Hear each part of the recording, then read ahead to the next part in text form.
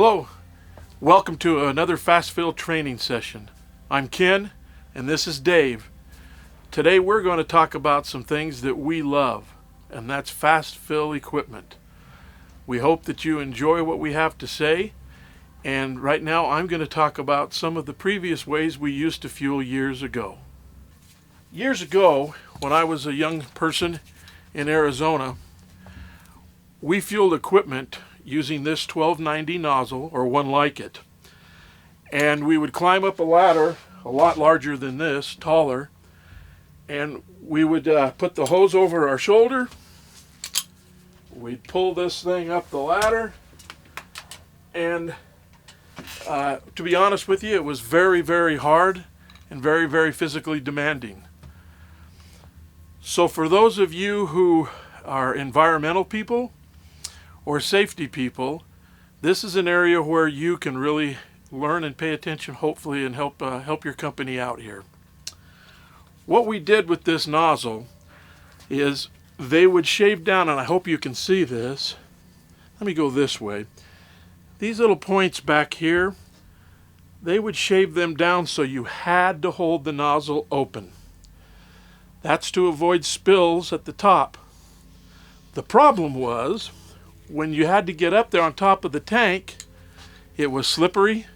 It was very, very hot in Arizona. And most times we found ways to get around this. Thus the high-tech block that we would use to prop this open. Now I know that none of you would have anyone who would ever do this that you sell to. This would then go into the tank, and we would go down to get a cold drink. Some people would go down to get a smoke. Some people would just go down to get in the shade and get out of the sun. What would then happen, as this was propped open, when it reached the top, overflow with the fuel, a mess on the ground. So environmentally, it's not something we wanted. As well as safety-wise, we certainly didn't want where someone was up on top of a tank or having to climb a ladder, pulling a heavy hose, and have the option of falling off. So, in order to make things safer and more efficient and more environmentally friendly, we made some changes. And these changes also made it a little faster. So I'm going to ask Dave to come in and talk a little bit about what our next steps were. Thank you.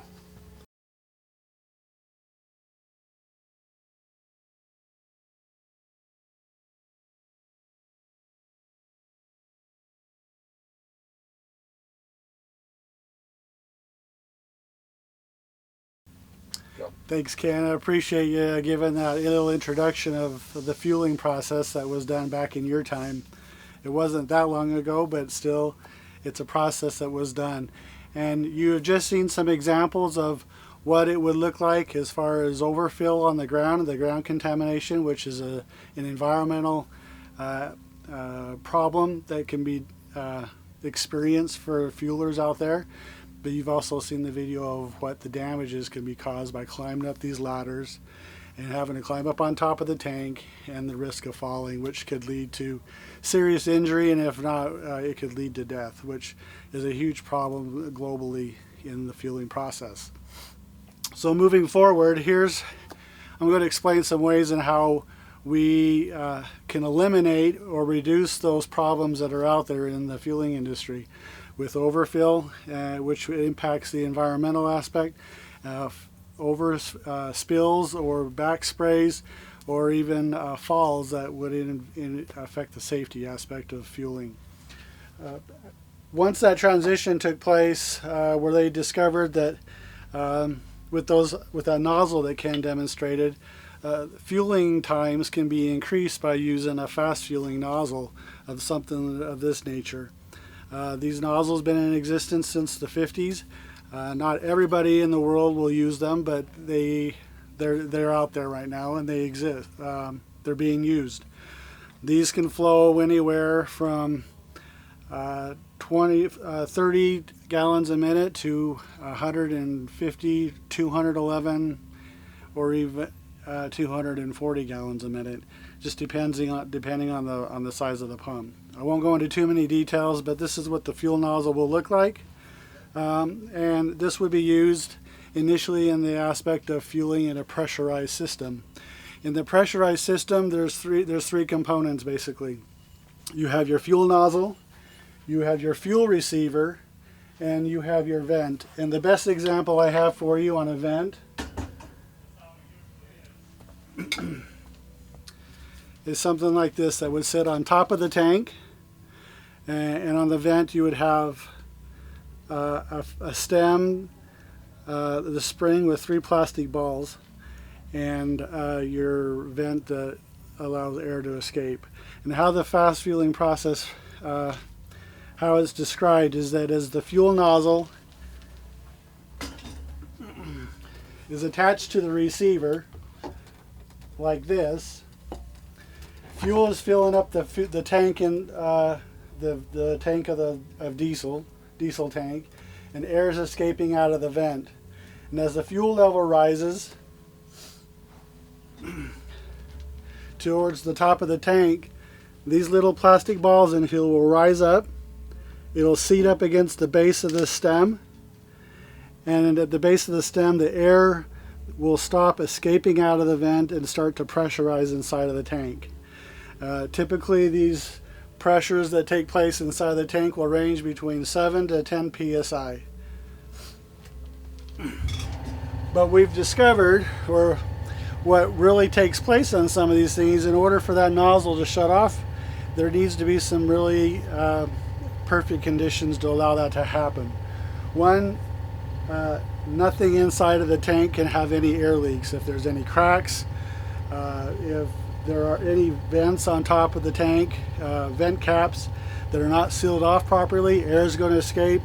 And what will happen if air is leaking out of these areas, the fuel will not shut off and you'll have overfill. The safety aspect and the environmental aspect takes place in this because you'll have overfill, which contaminates the ground. The safety aspect of it is if you're in the wrong place, it'll overfill and you'll get a good diesel bath. And that's something that nobody wants to go home to and clean up.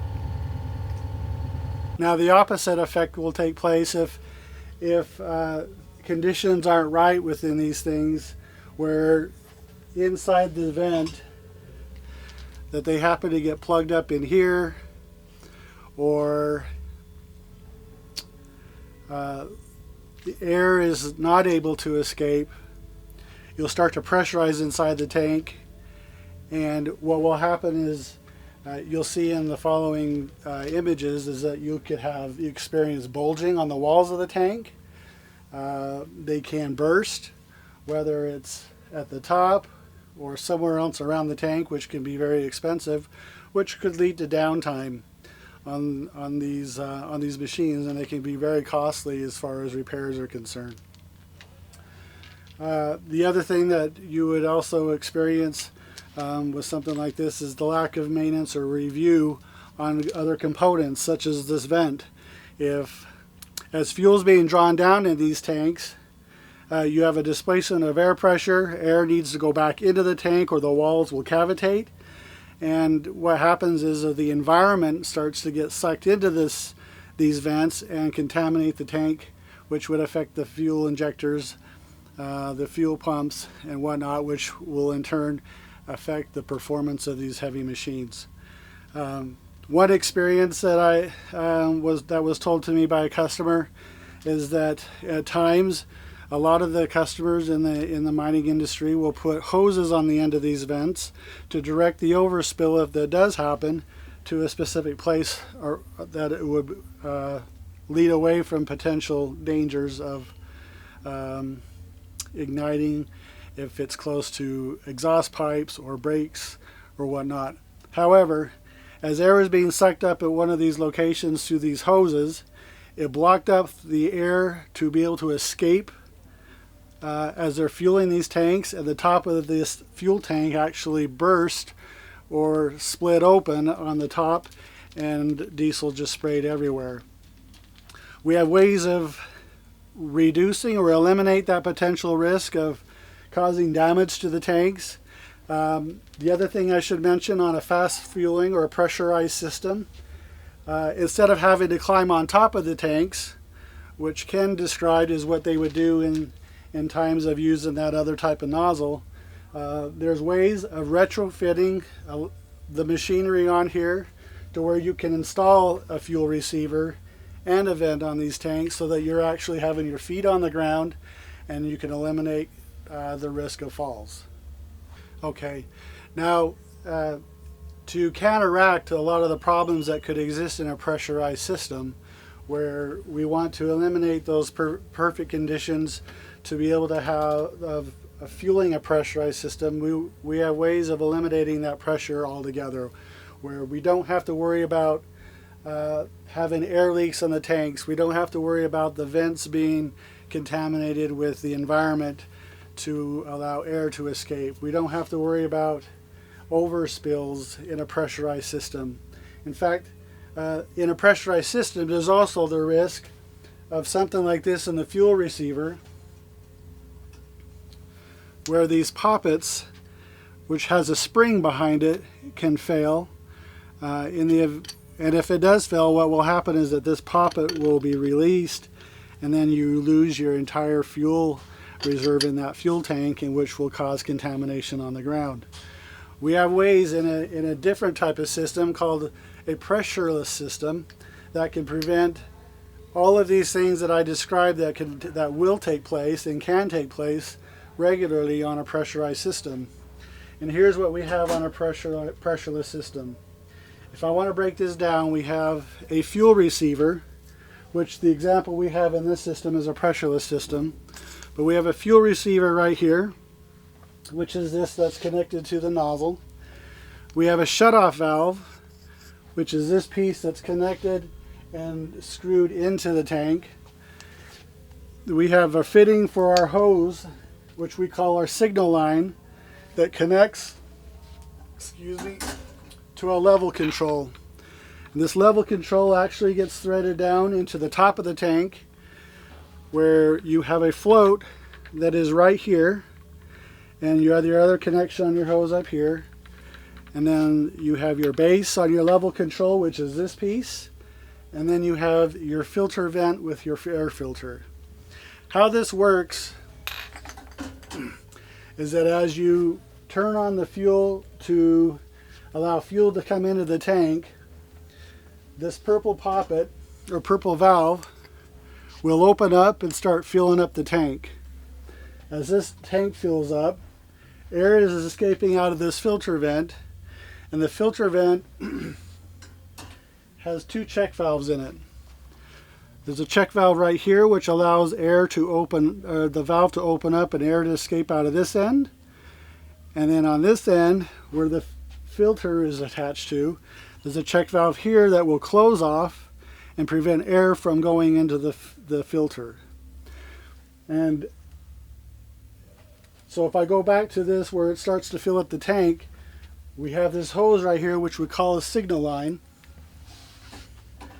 And the signal line is attached to both ends. And while this is fueling simultaneously, fueling the tanks, at the same time there's a small amount of fuel that's traveling through the signal line and out of the bottom end of this filter, this level control. As that's filling up to towards the top or the desired level of your fuel, this float that's in here will rise up, lift up the valve, and the fuel that's coming out of this is exposed to the fuel that's inside the tank, and it starts to pressurize inside the tank in this little area as opposed to the entire tank, and it sends the pressure back through the signal line to close off the valve on your shutoff valve and shuts the nozzle off. The benefits of something like this, of this fueling system or a pressureless system, is that you don't have to worry about having the overspill because there's air leaks in the tank. You can have lids open, you can have manhole covers open on your fuel trucks, you can have anything open that's available on the fuel truck to be exposed, to be opened up, and air can escape completely and you don't have to worry about overfill. With the benefit of having a filter vent is that as air is escaping out of it, or as the fuel is being drawn down on these systems, air is being displaced. This check valve will actually close off on this filter vent. This check valve right here will open up to allow air to enter into the filter and bring clean air back into the tank, which prevents or eliminates contamination inside the fuel tank, and can bring that continuous high performance for your heavy machinery to have clean fuel go into the engine. The other thing that I will mention in here, as well as in regards to the poppet that would fail on these receivers right here, is that in this shutoff valve that we have right here, it can also act as a check valve. And then what I mean by that is that if you have something where this poppet will fail inside this system right here, or if you have to change the receiver in these systems, you can completely open this up, change your receiver, or change if the poppet fails on something right here, or if the surface is completely damaged, you can open this up. You don't have to worry about draining the tank. You're saving man time and downtime on your heavy machinery, and you can change the receiver out in a matter of minutes, as opposed to at times 2 to 3 hours of downtime on your heavy machinery. Let me give you an example of how this is going to work, as you'll see on these tanks when I turn it on.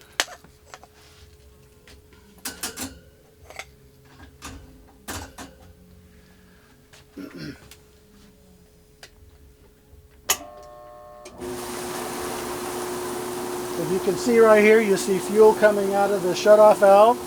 That's down here. You won't be able to see it on this end, but the fuel is coming up out of that signal line or the hose, and it's trickling down at the bottom of this valve. As the fuel level is rising, you have air escaping out of this filter vent, and you have no air coming into the filter because the check valve is being closed off. As the fuel starts to rise up, it's going to lift up that float. The float's going to lift up the stem underneath it and allow this signal line to have back pressure of fuel, sending the message back to shut the nozzle off as it just occurred right now. Very simple process. I firmly believe in this pressureless system because it's had success worldwide in various continents around the world, and who are very pleased and content with the way this is working, because it eliminates so many failures that can occur in having a pressureless system. These can also be modified in almost any type of machinery that exists in the mining or heavy construction industry, and it leaves you safe as far as not having to climb up on any tanks. You don't have to worry about overspill that could potentially come upon you, or even have overfill on the ground. And finally, some things that can occur on a pressurized system that I didn't mention is that when you remove the nozzle from the receiver and the tank's pressurized, there's always the risk of backspray. As you pull the nozzle off, there's that small amount of fuel that is inside this little receiver right here, and on a pressurized system, and then you get diesel spraying back at your face. That's never a good situation as well, and that's a good safety hazard to be dealing with. Well, it's not good. It's a bad situation to be dealing with. So with a pressureless system, you don't have to worry about that backspray, because there's no pressure or very small amounts of pressure to have that backspray occur while you're fueling. So I believe in this system. It works, especially when you have it installed properly, which we are available here to assist you and train you to make sure that these systems are installed correctly, and that the specific pre-testing can be made to make sure that these work and become efficient for your fleets. And there you have it. We have 3 wonderful things we've talked about. An older system, which is good, and many times that older system is still being used out there, As you're out and about, you may see that nozzle over the shoulder, what we would call splash fill. You may see pressurized systems out there, and you will see a lot of pressureless systems out there. Keep in mind that the fast fill system is all mechanical. It's easier to install, less to go wrong, and it does do a fantastic job.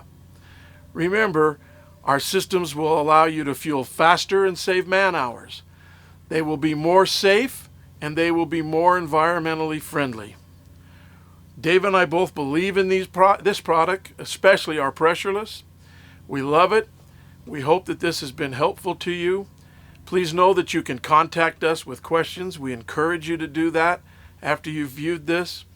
And anything we can do to help you, we will. At this time, we'll say so long and happy selling.